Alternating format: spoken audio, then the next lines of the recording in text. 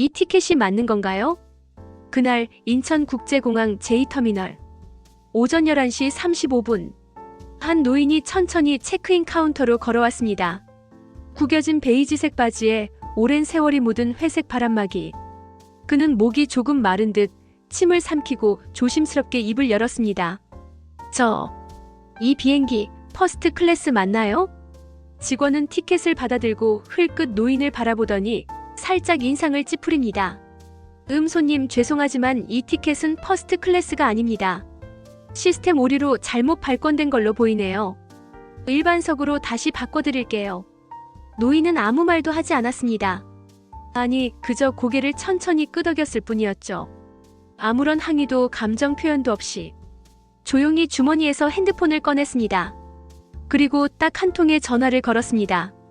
그 누구도 그 순간 그 전화 한 통이 공항 전체를 바꿔놓을 거라고는 상상하지 못했습니다. 그의 이름은 김도영. 76세. 서울 은평구의 오래된 주택가에서 혼자 살고 있는 평범한 노인이었습니다. 택시를 타고 혼자 공항에 왔고 무릎이 불편해 보였지만 계단 대신 끝까지 걸어서 이동했죠. 허름한 등산 가방 하나와 손에 쥔 봉투 안엔 보관이 오래된 여권 그리고 한 장의 사진이 들어있었습니다. 오래전 부인과 함께 찍은 흑백 사진. 사진 속 부인은 한바구음을 짓고 있었고 그 뒤엔 비행기 창문 밖 하늘이 흐릿하게 비춰져 있었죠. 그는 말없이 그 사진을 바라보다 핸드폰을 천천히 귀에 갖다 댔습니다. 나야. 김도영. 나 오늘 그 비행기 타려고 왔네. 그런데 조금 문제가 생겼어. 그 전화가 끝나고 정확히 7분 후 공항 로비의 분위기가 변하기 시작합니다. 데스크 안의 직원이 갑자기 무전을 치기 시작했고 어딘가로 전화를 걸며 표정이 굳어갑니다. 그리고 그로부터 3분 뒤 공항 퍼스트 클래스 라운지 앞에 정장을 차려입은 항공사 지점장이 허겁지겁 달려나옵니다. 김도영 선생님 맞으십니까? 그제야 사람들의 시선이 노인에게 쏠리기 시작합니다. 모두가 속으로 생각했죠. 저 노인이 누구길래 항공사 지점장이 직접? 하지만 김도영 씨는 말없이 천천히 고개만 끄덕였습니다. 라운지 안으로 안내받으며 그는 이렇게 말했습니다.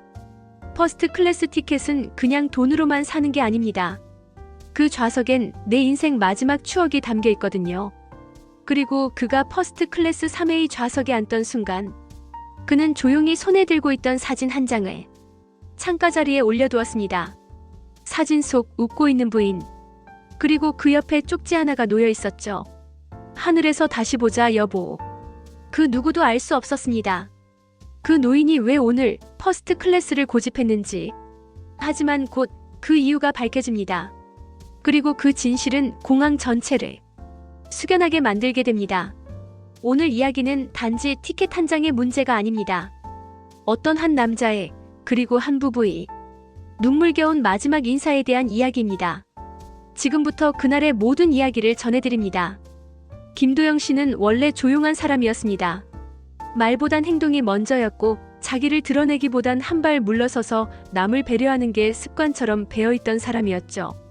70이 넘은 나이에도 늘 정갈한 셔츠에 다려진 바지를 입고 동네 어귀 카페에서 혼자 조용히 책을 읽곤 했습니다. 사람들은 그를 동네 할아버지라고 불렀고 그는 그 말에 아무 불만도 없었죠. 누구도 그가 어떤 인생을 살아왔는지는 몰랐습니다. 그리고 그날 공항에서 일어난 일도 단순히 그가 노인이기 때문이 아니라 너무 평범해 보였기 때문에 벌어진 일이었습니다. 직원은 그를 처음 마주했을 때 정중함보다는 기계적인 판단으로 응대했습니다. 손님 퍼스트 클래스는 일정 조건에 맞는 고객만이. 예, 괜찮습니다. 김도영 씨는 조용히 말을 끊었습니다. 그리고 가방에서 조심스럽게 편지 한 장을 꺼냈습니다. 그 편지는 누렇게 바랜 종이에 단정한 필체로 쓰여 있었습니다. 여보, 우리가 처음 함께 비행기를 탄 날 기억나? 창가에 앉아서 손을 꼭 잡고 하늘을 보았던 그날. 당신은 그때 내게 이렇게 말했지. 우리 다음에도 이 자리 꼭 다시 타자. 그 약속 나는 아직 기억하고 있어. 그 자리 3A 퍼스트 클래스 창가 좌석. 그들이 신혼여행에서 돌아오던 날 처음으로 앉았던 좌석이었고 아내가 가장 좋아했던 뷰가 보이던 그 자리였습니다. 하지만 세월은 무심했고 아내는 작년 봄 조용히 세상을 떠났습니다. 김도영 씨는 장례식 이후 혼자 그 자리를 찾아가 보려 매일 조금씩 비행기 타는 연습을 해왔습니다. 다리가 불편했지만 괜찮았습니다. 걸음이 느렸지만 상관없었습니다. 그는 단 한 번만이라도 그 자리에서 아내와 함께 본 하늘을 다시 보고 싶었던 겁니다. 그는 티켓을 직접 예매했습니다. 모아둔 노후 자금 일부를 꺼내 퍼스트 클래스 티켓을 어렵게 구했죠. 하지만 시스템 오류로 티켓 등급이 강등됐고 직원은 그 사실을 눈앞에서 통보해버렸습니다. 노인은 화내지 않았습니다. 다만 핸드폰을 꺼내들었죠. 그는 말하지 않았지만 김도영 씨는 사실 이 항공사의 창립 초기 투자자였습니다. 회사를 상장시키는 데 기여했고 지분은 줄었지만 지금도 명예이사로 등록되어 있던 인물이었죠. 하지만 그는 단 한 번도 그걸 내세운 적이 없었습니다. 그는 과거의 직함도 권위도 내려놓고 조용히 노년을 보내고 있었습니다. 나의 정체는 중요하지 않다. 그가 늘 말하던 말이었죠. 공항 지점장도 그의 이름을 듣고 깜짝 놀랐습니다. 긴급 회의가 열렸고 시스템 오류를 바로잡은 뒤 VIP 전용 게이트가 열렸습니다. 그 사이에도 김도영 씨는 한마디도 하지 않았습니다. 라운지에 들어가서도 그는 커피 한 잔을 받아들고 사진을 바라보며 속삭이듯 말했습니다. 여보, 우리 그때처럼 오늘도 창가에 앉을 수 있게 됐어. 주변에 있던 직원 몇 명은 그 모습을 보고 조용히 눈시울을 붉혔습니다. 비행 시간이 다가왔고 탑승 브리지가 연결되며 승객들이 하나둘 탑승하기 시작했습니다. 김도영 씨는 좌석 3A 앞에서 한참을 멈춰 섰습니다. 그리고 조용히 가슴 안쪽에 넣어두었던 작은 사진과 메모지를 꺼내 좌석 옆 테이블에 내려놓았습니다. 사진 속 아내가 웃고 있었습니다.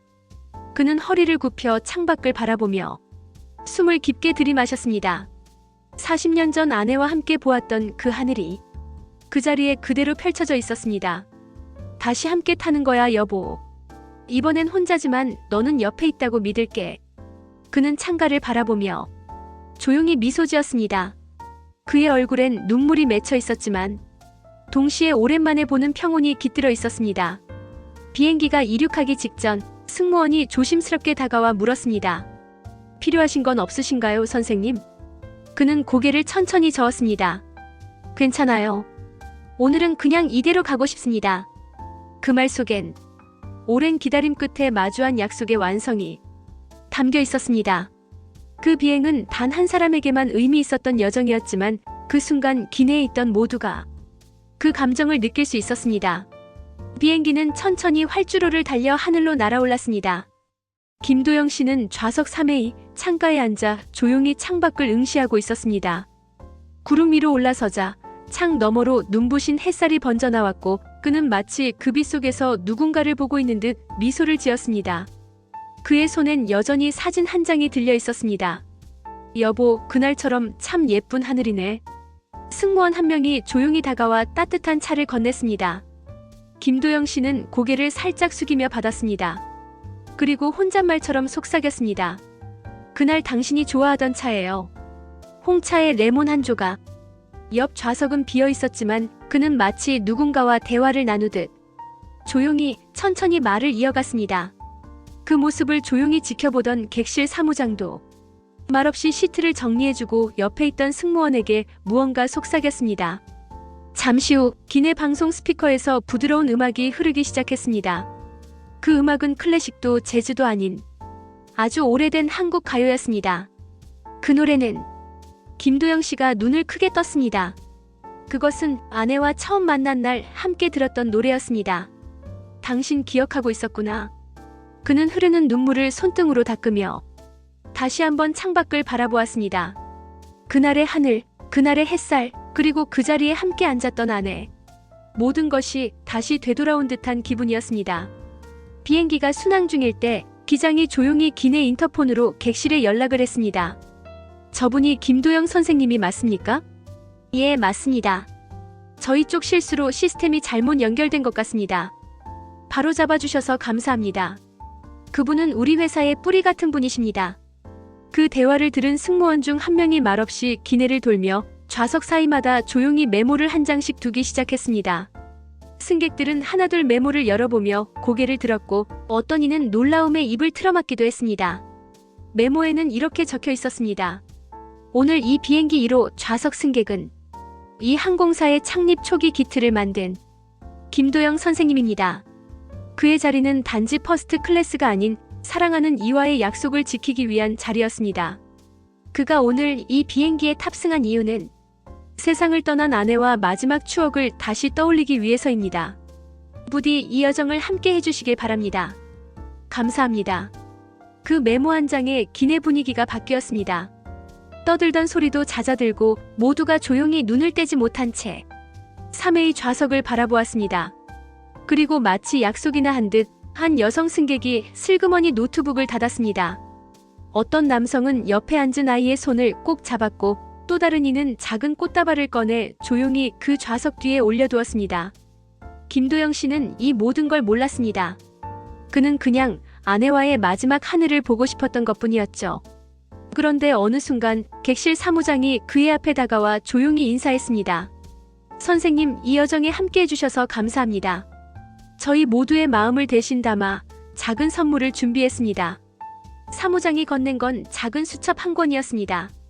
수첩을 펼치자 첫 장에 이렇게 적혀 있었습니다. 사랑은 기억 속에서 살아있습니다. 이 비행기가 그 기억의 하늘을 함께 날 수 있어 영광입니다. 그 순간 김도영 씨는 참지 못하고 눈물을 흘렸습니다. 그는 조용히 사진을 들고 자신의 심장 가까이에 대었습니다. 우리 도착하면 마지막 인사할게, 여보. 비행기는 구름 사이를 조용히 가르며 날아갔고 그 속엔 한 사람의 인생이, 사랑이, 기억이 실려 있었습니다. 그리고 이 여정에 탑승한 모든 사람들은 단순한 비행이 아닌 한 사람의 아름다운 작별 인사에 함께했음을 평생 기억하게 되었습니다. 사랑이란 그렇게 기억 속에 살아 오늘도 누군가의 하늘을 함께 날고 있었습니다. 비행기는 목적지에 다다랐고 착륙 안내방송이 기내에 울려 퍼졌습니다. 조명이 살짝 밝아지고 승객들은 조용히 정리할 짐을 챙기기 시작했죠. 김도영 씨는 움직이지 않았습니다. 그는 여전히 창밖을 바라보며 마지막 구름 너머 햇살이 드리운 하늘을 오래도록 눈에 담고 있었습니다. 아내와 마지막으로 함께했던 하늘. 그 기억을 다시 품에 안고 이번엔 정말로 작별 인사를 준비하고 있었던 겁니다. 승무원이 다가와 조용히 말했습니다. 선생님 도착하였습니다. 천천히 정리하셔도 괜찮습니다. 김도영 씨는 고개를 끄덕이며 좌석 옆 테이블 위에 올려둔 사진을 다시 손에 쥐었습니다. 그 사진 뒤엔 작고 낡은 쪽지가 붙어 있었죠. 내 생에 가장 행복했던 순간은 당신과 함께 창밖을 바라보던 그 순간이었어. 아내가 손글씨로 남겼던 아주 오래된 편지 조각. 그는 그 종이를 가슴에 넣으며 조용히 중얼거렸습니다. 이제 됐어. 약속 지켰으니까. 정말 마지막으로 당신과 함께 하늘을 봤어. 비행기 문이 열리고 승객들은 하나둘 내리기 시작했습니다. 그중 몇몇은 고개를 숙이며 조용히 김도영 씨에게 인사를 건넸고 그는 가볍게 고개를 끄덕이며 화답했습니다. 라운지에서는 공항 관계자 한 명이 기다리고 있었습니다. 그는 김도영 씨를 알아보고 정중하게 안내했죠. 선생님, 이동 도와드리겠습니다. 저희가 차를 준비해뒀습니다. 공항 입구를 나서는 순간 김도영 씨는 잠시 멈춰섰습니다. 그리고 고개를 들어 공항 천장을 바라보았습니다. 어쩌면 그 위 어딘가에 자신을 기다리고 있을지 모를 아내에게 마지막 인사를 보내는 듯 말없이 손을 흔들었죠. 그는 이후 호텔에 며칠 머물렀고 그 도시의 하늘을 매일같이 산책하며 바라봤습니다. 마지막 날 아내가 묻힌 작은 공동묘지 옆 벤치에 앉아 그가 적은 짧은 글귀 하나가 남겨졌습니다. 기억이란 사라지는 것이 아니라 되살아나는 것이다. 김도영 씨는 한국으로 돌아왔고 이후 매년 같은 날짜에 혼자 공항을 찾아 3회의 창가 좌석이 있는 퍼스트 클래스 비행기를 예약했습니다. 그는 자리에 앉아 조용히 사진을 꺼내놓고 하늘을 바라보며 말을 아꼈습니다. 승무원들은 이제 그를 알아보게 되었고 3회의 노인이라 부르며 언제나 조용히 배려해드렸습니다. 어느 날 한 젊은 승무원이 그에게 조심스럽게 물었습니다. 선생님은 왜 매년 이 비행기를 타세요? 그는 대답하지 않았습니다. 대신 주머니에서 쪽지 하나를 꺼내 조용히 승무원에게 건넸죠. 그 쪽지엔 이렇게 적혀 있었습니다. 내가 사랑했던 사람은 하늘이 참 예쁘다고 말하던 사람이었습니다. 그래서 난 매년 그 하늘을 당신 대신 보러 오는 겁니다. 그 글을 읽은 승무원은 말없이 자리로 돌아가며 눈시울을 붉혔습니다. 그리고 그날 그 승무원은 비행기 착륙 직전 방송을 이렇게 마무리했습니다. 오늘도 이 비행기에 탑승해 주셔서 감사합니다. 이 하늘에는 누군가의 기억과 사랑이 실려 있습니다. 부디 그 마음까지도 함께 내려주시면 좋겠습니다. 기내는 숙연해졌고 몇몇 승객들은 처음 본 노인을 향해 조용히 고개를 숙였습니다. 세월은 흐르지만 어떤 기억은 사라지지 않습니다. 어떤 사랑은 하늘 위를 떠다니며 매년 다시 되살아납니다. 그리고 우리가 지금 살아가는 이 순간조차 누군가의 기억이 되어 미래 어딘가에서 다시 꺼내질 수도 있는 것이죠. 김도영 씨의 이야기처럼 당신도 지금 누군가와 함께 바라보는 그 하늘이 평생 잊지 못할 한 장면이 될지도 모릅니다. 그러니 오늘 하루 사랑하는 이와의 시간을 한 번 더 소중히 안아주세요. 그리고 언젠가 그 기억이 바람이 되어 하늘 위 어딘가에서 조용히 당신을 다시 안아줄 테니까요. 오늘의 이야기는 그렇게 끝이 납니다. 하지만 그 여운은 우리의 가슴 속에서 아주 오랫동안 날아다닐 것입니다. 지금까지 조용히 함께 걸어와 주셔서 감사합니다. 누군가는 이 이야기를 단순한 옛날 사람의 기억이라 말할지도 모르겠습니다. 하지만 우리는 모두 알고 있죠. 가장 오래 남는 것은 가장 조용했던 순간들이라는 것을요. 오늘 당신의 하루도 바쁘고 지쳤을지 모릅니다. 사람들과 부딪히고 피곤한 몸을 이끌고 집으로 돌아오는 길에 아주 조용히 이 이야기를 듣고 계셨다면 당신도 분명 누군가를 그리워하고 계신 걸 겁니다. 그리움은 어쩌면 우리가 살아있다는 가장 따뜻한 증거입니다. 그리고 그 따뜻함을 매번 느끼기 위해 이 채널은 존재합니다. 여기에선 누구도 소외되지 않습니다. 말이 없어도 오래된 기억 하나로도 함께 마음을 나눌 수 있습니다. 오늘의 이야기가 당신 마음 한켠에 작은 울림이 되었다면 구독 버튼을 한번 눌러주세요. 좋아요와 알림 설정은 이 감정을 더 오래, 더 멀리 함께 나눌 수 있는 따뜻한 다리가 되어줄 거예요. 당신의 구독은 단순한 숫자가 아니라 이곳에 또 한 사람의 이야기가 더해졌다는 가장 아름다운 신호입니다. 그리고 우리가 함께 만든 이 공간은 세상의 모든 그리움을 담아내는 가장 조용한 이야기방이 될 것입니다. 오늘도 함께 해주셔서 진심으로 감사합니다. 당신의 이야기도 언젠가 이곳에서 들려주시길 바랍니다. 우리 다음 이야기에서 다시 만나요. 감동을 나누는 당신이 있기에 이 채널은 계속해서 따뜻하게 살아 숨쉴 수 있습니다. 고맙습니다. 그리고 당신의 그리움도 응원합니다.